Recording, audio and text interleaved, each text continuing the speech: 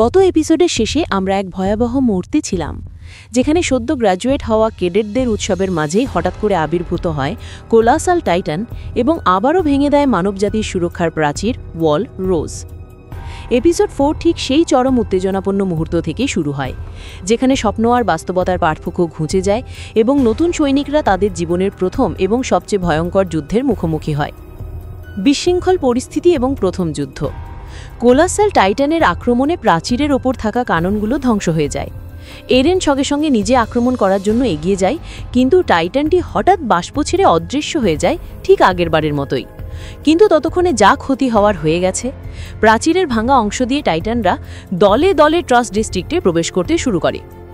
শহর জুড়ে সাইরেন বাজতে থাকে এবং সাধারণ মানুষের মধ্যে আতঙ্ক ছড়িয়ে পড়ে। এই আকস্মিক আক্রমণে নতুন সৈনিকদের মধ্যে ভয় আর বিশৃঙ্খলা দেখা যায়। কয়েক মুহূর্ত আগেও যারা নিজেদের ভবিষ্যৎ নিয়ে স্বপ্ন দেখছিল, তারাই এখন মৃত্যুর মুখোমুখি। তাদের প্রশিক্ষণ এতদিন যা ছিল শুধু অনুশীলন, এখনটা বাস্তব। অনেক সৈনিক ভয়ে জমে যায়, কারণ চোখের সামনে জীবন্ত টাইটানদের মানুষ খেতে দেখার ভয়াবহতা তাদের কল্পনাকেও ছাড়িয়ে গিয়েছিল। এরেনের সংগ্রাম এবং মর্মান্তিক পরিণতি। এই বিশৃঙ্খল পরিস্থিতিতেও এরেন তার ক্রোধ আর প্রতিশোধের ইচ্ছা হারায় না। সে তার নিজের স্কোয়াড অর্থাৎ স্কোয়াড 34-কে নেতৃত্ব দেওয়ার চেষ্টা করে এবং সবাইকে একত্রিত করে লড়াই করার জন্য উদ্বুদ্ধ করে। আর্মিন যে ভয় প্রায় জমে গিয়েছিল, এরেনের কথায় সাহস ফিরে পায়। কিন্তু বাস্তব যুদ্ধ প্রশিক্ষণের চেয়ে অনেক বেশি কঠিন।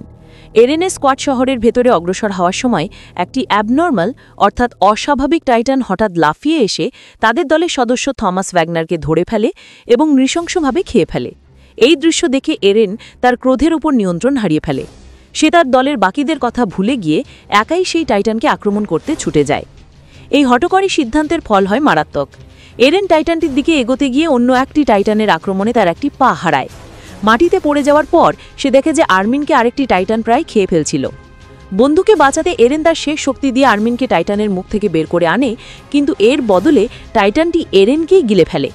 এই দৃশ্যটি সিরিজের ইতিহাসে অন্যতম মর্মান্তিক এবং অপ্রত্যাশিত মুহূর্ত, যেখানে গল্পের মূল নায়ককে এভাবেই আপাত দৃষ্টিতে মরতে দেখা যায়।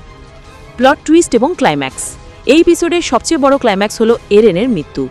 দর্শকরা এবং গল্পের অন্যান্য চরিত্ররাও বিশ্বাস করতে পারে না যে মূল চরিত্র এত তাড়াতাড়ি শেষ হয়ে যেতে পারে। আর্মিন তার চোখের সামনে তার বেস্ট ফ্রেন্ডকে জীবন্ত গিলে ফেলতে দেখে পুরোপুরি মানসিক ভারসাম্য হারিয়ে। প্লট টুইস্ট এবং ক্লাইম্যাক্স। এই এপিসোডের সবচেয়ে বড় ক্লাইম্যাক্স হলো এরেনের মৃত্যু। দর্শকরা এবং গল্পের অন্যান্য চরিত্ররাও বিশ্বাস করতে পারে না যে মূল চরিত্র এত তাড়াতাড়ি শেষ হয়ে যেতে পারে। আর্মিন তার চোখের সামনে তার বেস্ট ফ্রেন্ডকে জীবন্ত গিলে ফেলতে দেখে পুরোপুরি মানসিক ভারসাম্য হারিয়ে ফেলে। সে জমে যায়, তার মুখ থেকে কোনো কথা বের হয় না। একই সময় মিকাসাকে অন্য একটি স্কোয়াডের সাথে শহরের পেছনের অংশে সাধারণ মানুষকে সরাতে পাঠানো হয়। সে তখনও এরেনের ভয়াবহ পরিণতির কথা জানে না। সে শান্ত মাথায় একের পর এক টাইটানকে মারতে থাকে, কারণ তার একমাত্র চিন্তা হলো এরেনের কাছাকাছি থাকা এবং তাকে রক্ষা করা। পরিসমাপ্তি এবং পরবর্তী এপিসোডের ধারণা। এপিসোডটি শেষ হয় একরাশ হতাশা এবং প্রশ্ন নিয়ে। এরেন জেগার যে সমস্ত টাইটানকে হত্যা করার শপথ নিয়েছিল, সে নিজেই টাইটানের পেটে। আর্মিন মানসিক আঘাতে বিপর্যস্ত। শহরের সাপ্লাই ডিপো টাইটানদের দখলে, যার ফলে সৈনিকদের গ্যাস ফুরিয়ে আসছে এবং তারা লড়াই করার ক্ষমতা হারাচ্ছে। মানবজাতির ঘুরে দাঁড়ানো শেষ ভরসা নতুন সৈনিকরা এখন মৃত্যুফাঁদে আটকা পড়েছে।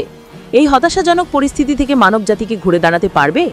এরেন কি সত্যিই মারা গেছে, নাকি এর পেছনে আরও বড় কোনো রহস্য লুকিয়ে আছে? মিকাসা যখন এই খবর শুনবে, তখন তার প্রতিক্রিয়া কী হবে? এই সমস্ত প্রশ্ন নিয়ে এই এপিসোডটি শেষ হয়, যা দর্শকদের পরবর্তী এপিসোডের জন্য চরম উত্তেজনায় অপেক্ষা করতে বাধ্য করে।